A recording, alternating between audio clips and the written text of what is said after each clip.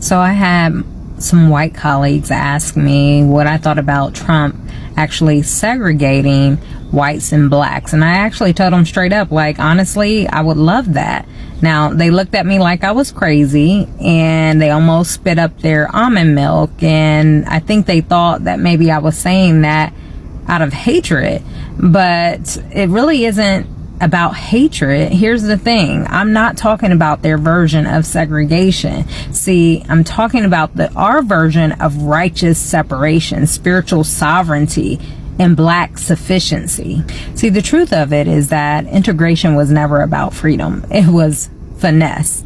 It was a system's way of saying, let's stop them from succeeding independently so we can profit from their brilliance directly. It was about control. And so I want us to be very clear about this. You know, we were never separate but equal. So that's a lie. We were separate and excelling. We had our own schools. We had our own banks. We had our own businesses. And baby, we were thriving.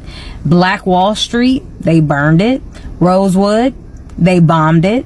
Wilmington, they overthrew it. Why? Because we were doing too well without them, and they couldn't handle that. And so that's the truth. They didn't really want segregation gone. They wanted control. This is why we know that integration was just repackage of chains. When we were separate, we actually were building and excelling. And when they saw that we could excel without them, then it was like, oh no, we got to take control and make sure that their labor is profiting us. So right around that time, they rolled out this whole standardized testing, ACT and SAT. Y'all remember that? They created this IQ ranking to measure their norms, not our brilliance. And then we were said we were behind when we really weren't. We were just building our own lane, not asking for theirs. See, I don't know about you all, but I'm kind of tired of the lies. It's very exhausting, you know, just the lies that continue to be promoted. And I want to talk about the melanin, because this whole thing that we're not smart enough, that we're not bright enough, is simply just a lie. And so, you know, all this testing that they're doing, and I have kids in school, and they're made to feel that they cannot achieve. And I have to remind them about their actual superpower, melanin. See, not just your skin tone, but in your brain, specifically neuromelanin, that rich dark pigment found in areas like the substantia nigra, which are critical for learning and memory and decision making and emotional regulation. See, if you don't know, then you won't know how to respond. But when you learn about the studies that have actually linked the neuromelanin to higher concentrations and how it's related to enhanced memory and processing and higher intelligence and faster reaction times, then you know why they have hidden this information for so long. Because when you have higher melanin, you have stronger brain resilience against degenerative diseases. So translation to that is melanin doesn't just make you glow, it makes you grow.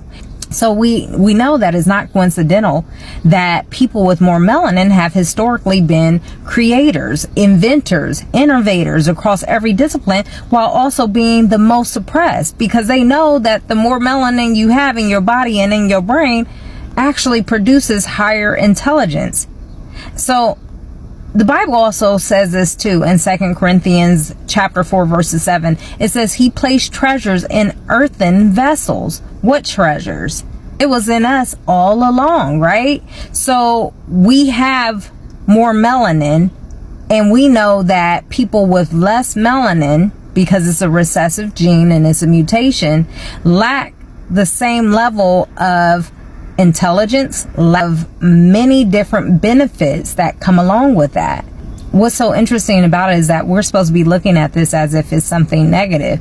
But why is it negative when every other cultural group does this? group economics. See, the truth of the matter is they have stolen from us so many different things, and yet we still survive. And so I don't want to offend, but I have to be blunt here. When we invented it, they patented it. When we built it, they banked on it.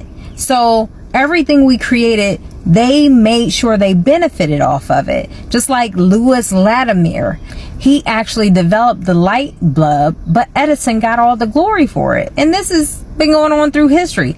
We know that Granville T. Woods laid the foundation for trains. Corporations got the contracts.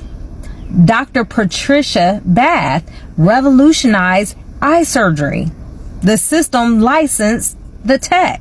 Black music became white record labels, billion-dollar industries off of our talent. Every time we create, they capitalize. We are the genius, but they control the royalties. It's quite interesting, isn't it? So when we talk about the facts and segregation, I want to be very clear. It's not racist. We have to understand the dynamics of this. See, the black dollar actually is the fastest running dollar in America. So let's do the math here. And I think it's quite funny. Black people have spending power over 1.6 trillion. But guess what? That dollar stays in our community just for 6 hours. While the white community, their dollar stays in their community 17 days. And guess what? Asian communities, it stays in their community 20 days. Jewish communities over 3 weeks. Why? Because we're systemically disarmed from owning what we build.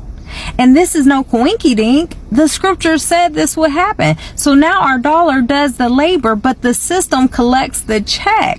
And this is why I support segregation on our own terms. See, that 400 years of slavery is over. And when I say that I want us to be segregated, I don't mean oppressed. I mean organize. Let's build black banks again. Let's educate our babies on the truth, not whitewashed lies. And let's support black farmers, black techs, black healing, black brilliance. And no, it doesn't mean I hate white people. No, it means I finally love us enough to stop begging for scraps from a table we built but never welcomed to. See, the Bible told us about this, yet we hop, skip, and jump over the fact that Deuteronomy 28, 43, and 44 already said it. It says, the stranger shall rise above you high, and you shall come down low. They shall lend to you, but you shall not lend to them. And this is exactly what has been happening for 400 years plus years. We built houses, businesses, schools, and they took them and taxed them to death. But beloved, there's hope, because Deuteronomy 30:3 also says, and Yah will turn your captivity and have compassion upon you, and will return and gather you from all nations. So yes, I welcome segregation, because restoration is already in motion. And I want y'all to understand this. We are not asking for more. We're building. See, we were never given anything from you all.